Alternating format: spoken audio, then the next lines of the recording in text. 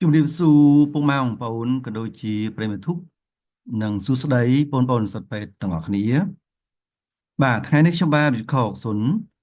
មានជានឹងសុភាពមួយទៀតដើម្បីចែកម្លែកពុកម៉ែបងប្អូនក៏ដូចជាប្រិយមិត្តធុកនិងបងប្អូនសិស្សពេទ្យទាំងអស់គ្នា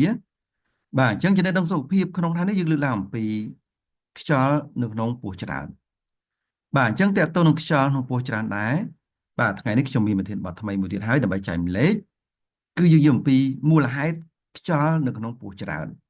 ដែលភាសាអង់គ្លេសហៅថា flatulent cause បាទឃើញថាបញ្ហាខ្យល់ក្នុងពោះច្រើនហ្នឹងគឺមានលើមនុស្សគ្រប់វ័យតែម្ដងបាទយើងចង់ដឹងថាតើមូលហេតុអ្វីខ្លះដែលធ្វើឲ្យមានខ្យល់ក្នុងពោះច្រើនបាទយើងចង់ដឹងតើគ្នាសូមស្ដាប់ការបកស្រាយរបស់ខ្ញុំបាទជាបន្តបន្ទាប់ដូចតទៅបាទអញ្ចឹងមេត្តាក្នុងថ្ងៃនេះយើងឃើញមាន3ចំណុចសំខាន់ទី1គឺសេចក្តីផ្ដើមទី2គឺមូលហេតុខ្យល់បណ្ដាលឲ្យខ្យល់ក្នុងពោះច្រើននិងទី3គឺអាការៈហើមពោះ បាទយើងចង់ដឹងថាតើមានមូលហេតុអ្វីខ្លះដែលបណ្ដាលឲ្យខ្យល់ក្នុងពោះច្រើនហ្នឹងអាការៈហឹមពោះហ្នឹងមានអាការៈអ្វីខ្លះដែរបាទយើងចង់ដឹងតើគ្នាសូមស្ដាប់ការបកស្រាយជាបន្តទៅទៀតបាទអញ្ចឹងយើងមើលសេចក្តីផ្ដើមបញ្ហាខ្យល់ក្នុងពោះច្រើនគឺមានន័យថាពោះវៀនរបស់អ្នកមានអារម្មណ៍ឆ្អែតនិងមិនស្រួលវាជារឿងបញ្ហាញឹកញាប់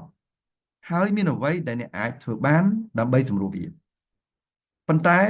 ត្រូវទៅជួបគ្រូពេទ្យបើសិនបើអ្នកមានអារម្មណ៍ថាហាមពុះច្រើនឬក៏មិនបាត់ទៅវិញ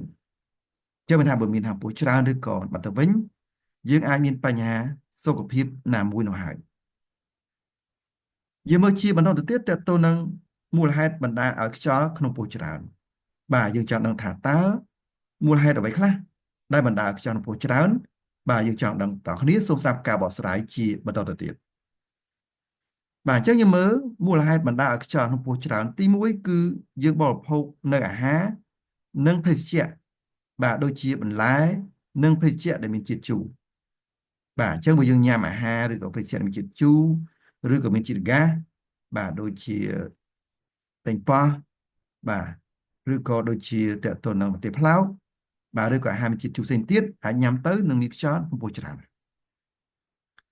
យើងមកជាបន្តទៀតតើតើនឹងមូលហេតុបណ្ដាលខ្យល់ក្នុងពោះច្រើនទី2គឺដោយសារអ្នកលេបខ្យល់ចូលនៅពេលញ៉ាំអាហារនៅពេលដែលអ្នកទំពាស្ករកៅស៊ូឬក៏នៅពេលដែលអ្នកជក់បារីបាទអញ្ចឹងនៅពេលដែលយើងទំពាស្ករកៅស៊ូញ៉ាំអាហារយឺតមិនត្រឹមត្រូវឬក៏ជក់បារី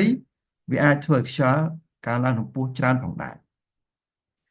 បាទអញ្ចឹងយើងមើលបន្តទៅទៀតតើតើនឹងមូលហេតុបណ្ដាលឲ្យខ្យល់ក្នុងពោះច្រើនទី3គឺតើតើនឹងការទល់លាមក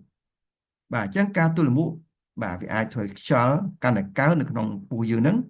បាទអញ្ចឹងវាអាចធ្វើឲ្យមានខ្យល់ក្នុងពោះច្រើនផងដែរយើងមើលតទៅទៀតតើតើនឹងមូលហេតុបណ្ដាលឲ្យខ្យល់ក្នុងពោះច្រើនទី4គឺតើតើនឹងអតុល្យភាពអាហារមានថាយើងញ៉ាំអាហារលាក់ស៊ីជាមួយអាហារអមថាយើងញ៉ាំអឺខ្ទិះដូងទៅវាហាមពុះបាទឬក៏យើងញ៉ាំតកតូននឹងទៅដល់គូឆៅទៅហាមពុះបាទហ្នឹងគឺតកតូនអតុល្យភាពអាហារអញ្ចឹងយើងគួរតែជៀសវាងបញ្ហាហ្នឹងតែអាចធ្វើខ្យល់ក្នុងពោះច្រើនយើងមើលតទៅទៀតតកតូននឹងមូលហេតុបណ្ដាលឲ្យខ្យល់ក្នុងពោះច្រើនទី5គឺវាអាចមានជំងឺប្រព័ន្ធប្រសាទនៃពោះវៀនបាទអញ្ចឹងនៅពេលដែលវាមានវិបត្តិប្រព័ន្ធប្រសាទពោះវៀនវាបន្ថយចលនារបស់ពោះវៀនដល់អញ្ចឹងទៅវាអាចខ្យល់វាចាស់នៅក្នុងពោះកាន់តែច្រើនបាទអញ្ចឹងយើងមើលបន្តទៅទៀតតើតើមូលហេតុខ្យល់នៅក្នុងពោះច្រើនទី6គឺតើតើជំងឺហើមពោះវៀនបាទអញ្ចឹងតើតើជំងឺហើមពោះវៀនយើងដឹងហើយតើតើនឹងជំងឺ IBS បាទឬក៏ IBD បាទហ្នឹងគឺអាចធ្វើឲ្យមានបញ្ហាខ្យល់នៅក្នុងពោះច្រើនផងដែរបាទអញ្ចឹងយើងមើលជាបន្តទៅទៀតតើតើមូលហេតុបណ្ដាលឲ្យខ្យល់ក្នុងពោះច្រើនទី7គឺចំពោះស្ត្រីក្នុងវ័យបន្តពូជគឺអាចតើតើនឹងពេលជិតមករដូវដែលហៅ pre menstrual syndrome អញ្ចឹងនៅពេលជិតមករដូវវាមានបំរែបំរួលរបស់អរម៉ូនអាចធ្វើឲ្យខ្យល់កើនឡើងក្នុងពោះច្រើនផងដែរយើងមើលបន្តទៅទៀតតើតើមូលហេតុបណ្ដាលឲ្យខ្យល់ក្នុងពោះច្រើនទី8គឺប្រសិនបើមិនបាត់ទៅវិញវាអាចជាសញ្ញានៃជំងឺ Marie Over ចឹងលើស្ត្រីដែលមានអាយុរៀងច្រើនដែរយើងត្រូវចាប់អារម្មណ៍ប្រយ័ត្នទាក់ទងនឹងជំងឺ Marie កំពេញ over យើងមើលតទៅទៀតតទៅនឹងមូលហេតុបណ្ដាខ្យល់កម្ពស់ច្រើនទី9គឺអាចតទៅនឹងបញ្ហាស្ទះពោះវៀនបាទអញ្ចឹងមានទុយមើលមានដុំសង្កត់ទៅលើពោះវៀនអាចធ្វើឲ្យស្ទះឬក៏មានដុំនៅក្នុងពោះវៀនតែម្ដងបាទអញ្ចឹងយើងមើលបន្តទៅទៀតតទៅនឹងមូលហេតុបណ្ដាខ្យល់ក្នុងពោះច្រើនទី10គឺតទៅនឹងជំងឺរលាកស្រោមពោះបាទដែលយើងហៅភាសាអង់គ្លេសហៅ peritonitis ហ្នឹងបាទអញ្ចឹងវាអាចមានខ្យល់ក្នុងពោះច្រើនហើយពោះរឹងតែម្ដងបាទអញ្ចឹងយើងមើលបន្តទៅទៀតតទៅនឹងមូលហេតុបណ្ដាខ្យល់ក្នុងពោះច្រើនទី11គឺមូលហេតុរោគមិនឃើញបាទអញ្ចឹងពេលខ្លះយើងអាចរកអត់ឃើញដែរតទៅនឹងខ្យល់នៅក្នុងពោះច្រើនយើងមើលតទៅទៀតតទៅនឹងមូលហេតុបណ្ដាខ្យល់ក្នុងពោះច្រើនទី12គឺអាចមានមូលហេតុផ្សេងទៀតផងដែរបាទអញ្ចឹងអាហ្នឹងគឺយើងត្រូវទៅជួបពេទ្យដើម្បីស្វែងរកបញ្ហាដោះស្រាយបាទអញ្ចឹងយើងមើលបន្តទៅទៀតតទៅអាការៈហាមពោះតើអាការៈហាមពោះហ្នឹងវាលេចចេញជារោគសញ្ញាអ្វីខ្លះដែលយើងអាចកត់សម្គាល់បានបាទយើងចង់ដឹងតើអ្នកគ្នាសូមស្ដាប់ការបកស្រាយជាបន្តទៅទៀតបាទអញ្ចឹងយើងមើលអាការៈហាមពោះទី1គឺអ្នកជំងឺមានអារម្មណ៍ថាពោះមានអារម្មណ៍ថាឆ្អែតឬធំជាងធម្មតាបាទអញ្ចឹងពោះមានអារម្មណ៍ថាឆ្អែតហើយធំជាងធម្មតាដែលយើងឃើញជាអាការៈមួយតទៅនឹងហាមពោះបាទអញ្ចឹងយើងមើលបន្តទៅទៀតតទៅអាការៈហាមពោះទី2គឺអ្នកជំងឺឈឺពោះឬក៏មិនស្រួលខ្លួនបាទអ្នកដែលហាមពោះភាគច្រើននិយាយថាគាត់ឈឺពោះហើយខ្មួខ្វាញ់ហ្នឹងហើយមិនស្រួលខ្លួនតែម្ដងបាទអញ្ចឹងយើងមើលបន្តទៅទៀតតទៅអាការៈហាមពោះទី3គឺពោះកំពុងតែកូរឬក៏មានសម្លេងបាទដោយសារខ្យល់វាច្រើនវាក៏វាថាទៅគិចជាមួយនឹងទឹកក្នុងហ្នឹងទៅបាទអញ្ចឹងវាអាចធ្វើឲ្យយើងពោះកំពុងតែកូរហើយនៅមានសម្លេងផងដែរបាទយើងមើលបន្តទៅទៀតតើអាការៈហម្ពុះទី4គឺអ្នកជំងឺផើមច្រើនជាងធម្មតាបាទដោយសារខ្យល់វាមានច្រើនហម្ពុះហ្នឹងគឺអាចធ្វើឲ្យអ្នកជំងឺផើមច្រើនជាងធម្មតាផងដែរបាទយើងមើលបន្តទៅទៀតតើអាការៈហម្ពុះទី5គឺអ្នកជំងឺហ្នឹងគឺផើមចេញមកខ្លាំងឬខ្លាំងជាងធម្មតាបាទហ្នឹងក៏ជាអាការៈមួយដែរតើទៅនឹងអាការៈហម្ពុះហ្នឹងយើងមើលបន្តទៅទៀតតើអាការៈហម្ពុះទី6គឺ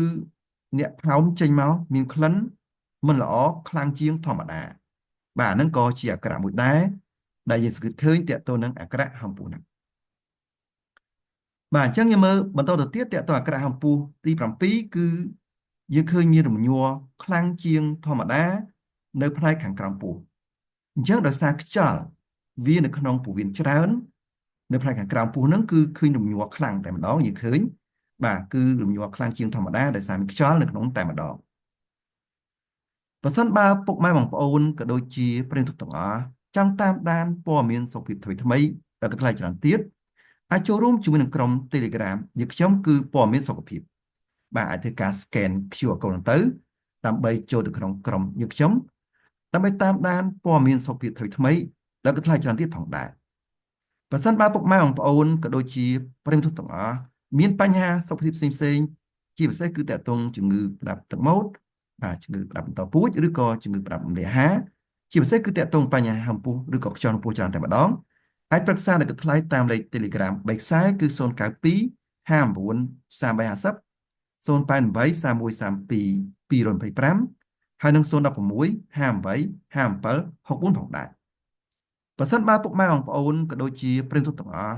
ចង់ទទួលបាននូវវីដេអូអប់រំសុខភាពថ្មីបន្ថែមទៀតក៏ដូចជាវីដេអូព័ត៌មានសុខភាពថ្មីនិងវីដេអូនៃការរៀនពេទ្យរបស់សិស្សពេទ្យជាច្រើនអាចចូលទៅក្នុង YouTube Channel បាយពាក្យ CML Health Science Official បាទដោយអក្សរស្រាប់ចុច search ស្វែងរកទៅ